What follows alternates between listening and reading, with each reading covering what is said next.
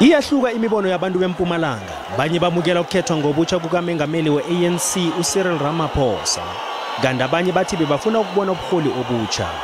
Ngingamethemba kakhulu uRamaphosa ukuthi no, uyena umuntu ongakwazi ukuliphatha izwe lakithi. Ramaphosa akaphathe vele ngoba mawuthatha iapple elibolile ulifaka iboxini labantu lento eyibolile vele nalo lizoqhubeka lapho. Our economy would have taken a very good thing if we did get a new president. So for our economy, I think it's a real good thing that he was re-elected.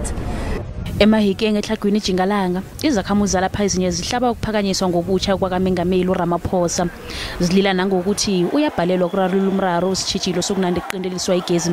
Ezinye izakhamuzi zithi yena uzokuraga kuhle ngoba na unesekelo lekomidi ekulu yehlangano leibumbeneko. There is no difference Ramaphosa ayitlisise ibila ga nkitla ba dira difference from bad to worse. Ramaphosa ine president happy because of uthuse batho wa ANC ka 350.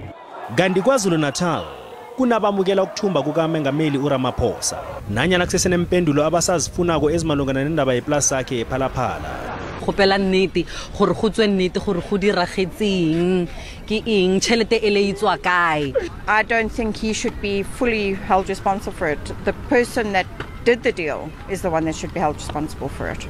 Bengacabanga ukuthi bangambuyisela, bengicabanga ukuthi mhlambe bazodonsa mhlambe obunye ubuholi, kodwa mangabe bemkhethile kushuthi ababoni ngendlela mina engibona ngayo.